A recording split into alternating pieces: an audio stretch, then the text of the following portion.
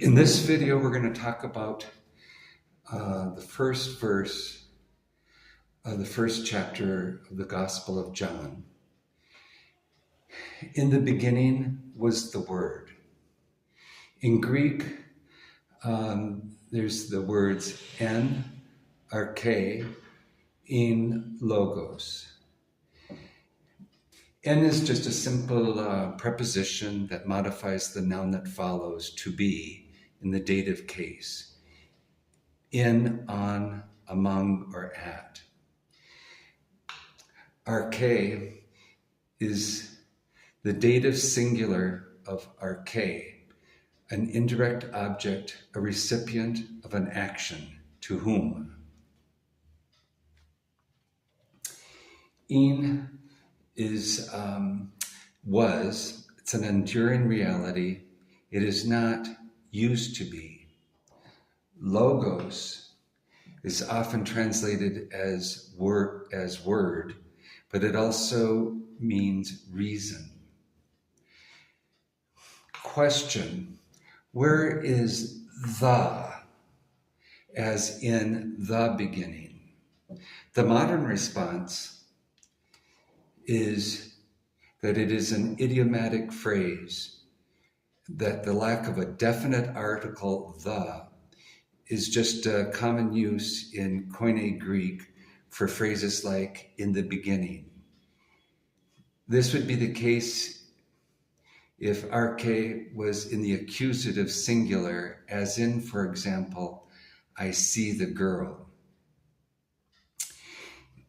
Idiomatic means that it's casual and not formal.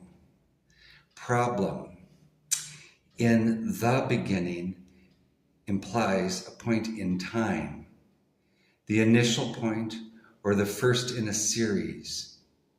The focus and understanding of arche in such use ignores its historical understanding, a long history of a different understanding. Hesiod was one of the first Greek philosophers who used in arche as follows: in the beginning was chaos. Chaos was a shapeless void of potentiality, a first divinity and primordial state. Later, Plato, in his Phaedrus, arche was the source of all things. The soul's self-originating movement is the ultimate arche. Archetypes comes directly from arche, understood by Platonists as eternally perfect forms or ideas.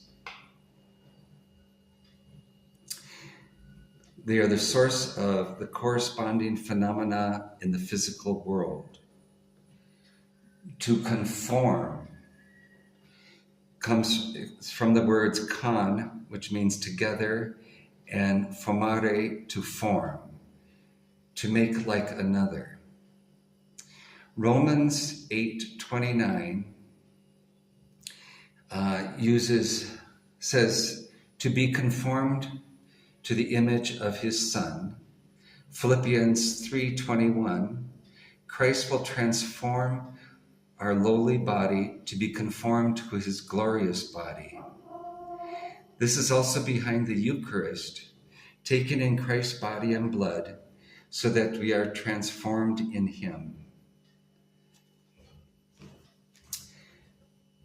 Later, the Septuagint, which is a Greek translation of the Old Testament, also known as the translation of the 70, meaning 70 scholars were gathered together, 7 being a symbolic number of great significance in Jewish thought.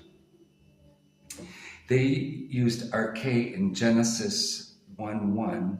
In the beginning, arche, God created the heavens and the earth. Arche here is a translation of the Hebrew word reset, meaning beginning or primordial thing.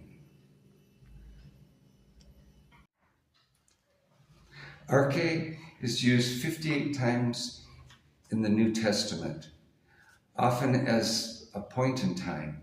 For example, in Mark 1, verse 1, the beginning of the gospel of Jesus Christ. Or in Luke 1, verse 2, from the beginning were eyewitnesses. The use of arche here as a point in time is clear. Paul, however, also used arche several times. In Colossians 2, verse 10, Christ is the head of all principality. And in Hebrew 1, verse 10, and thou, Lord, in the beginning hast laid the foundation of the earth.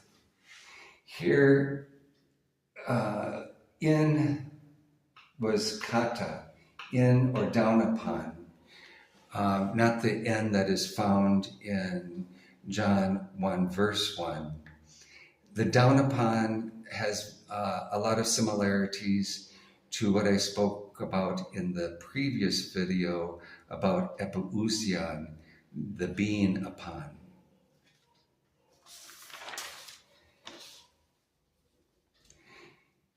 In 1 John 1, verse 1, that which was from the beginning, the word of life. Here, the author of John uses an Arche. In 1 John 2, verse 13, ye have known him that is from the beginning. Arche. The next verse I want to look at from the author of John is 8, verse 25. When the disciples asked Christ, who art thou? And he replied, even the same that I said unto you from the beginning. This is the King James version of this verse, and from the beginning is Arche. The problem with this translation of John 8:25 is apo, which is from, is missing. You found it here and then also here. So arche, as used in this translation, is just a point in time. Christ basically saying, I am who I said I was when I first met you. Later, Origen, one of the first theologians to explicitly identify Christ as arche. And so in John 1, verse 1, he wrote, in the arche was the word. Marius Victorinus followed him. Marius Victorinus, by the way, was very influential in the forming of the Nicene Creed, identifying Christ as being one as and the same as the Father in essence. And Marius Victorinus in Latin wrote, in the principle was the word. Principle being the Latin for arche. Augustine, one of the great early church fathers and doctors, in his Sermon 1, he sought to reconcile Genesis 1, verse 1 with John 1, verse 1, as Genesis does not mention the Son through whom all things were made. I myself, when I first read John, the Gospel of John, was struck by this. I was wondering, why are they taking up creation again when it was addressed long, long ago in Genesis? Augustine wrote that the beginning, arche, is the Son of God, as evidenced by John 8, verse 25. Christ replied to the Jews who asked him who he was. He replied, the beginning, arche, because I am also speaking to you. Note how different this translation is from the King James Version, which makes it seem to be a point in time. Gregory of Nyssa, one of the early church fathers, wrote in his On the 6 Days of Creation, a book also called the Hexameron, that beginning is not a point in time, not a point or act in time. The beginning of creation is an eternal, timeless act of God. Much later, William of St. Thierry in the 1100s, also a famous theologian in Christianity, in his Enigma of Faith, wrote that Christ calls himself the principium, in John 8, verse 25. Drawing upon Augustine's De Trinitas, Book 6, Chapter 10, he wrote that all proceeds from God as source and causal reason. Why does it matter? So now we come to the ultimate question. Why does it matter? In the beginning versus in Arche or in principium. It's a huge difference. The absence of the in the Greek in Arche was not just a common idiomatic use in Koine Greek. This interpretation is part of a long-held bias not to recognize the vital importance of Hellenistic philosophy to Christianity. This bias has been recognized by many, including William Inge, who lived from 1860 to 1954, professor of divinity at Cambridge and dean of St. Paul's Cathedral. Rather than being an idiomatic phrase, in Arche was the Word, and the Word was with God, is an anastrophe,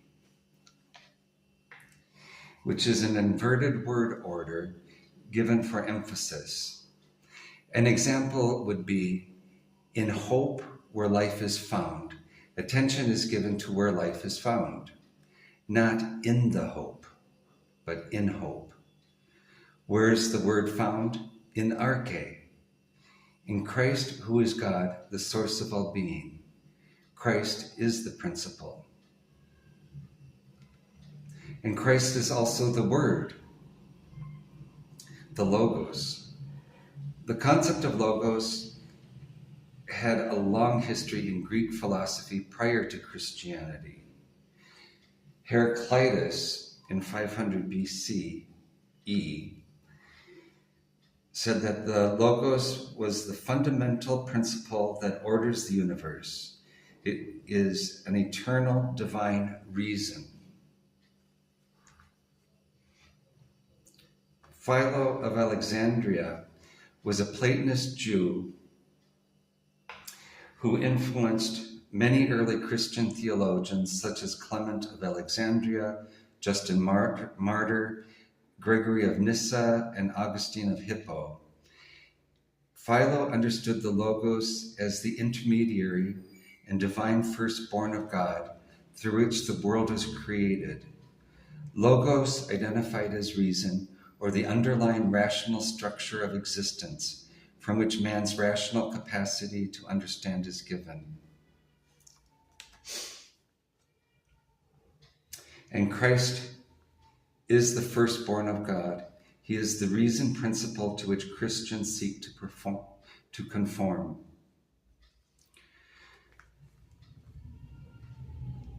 Note, the above follows up nicely from my previous video that showed the danger of seeking simple word replacement when translating, a point stressed by the French philosopher Pierre Hadot. Thank you very much for listening to this.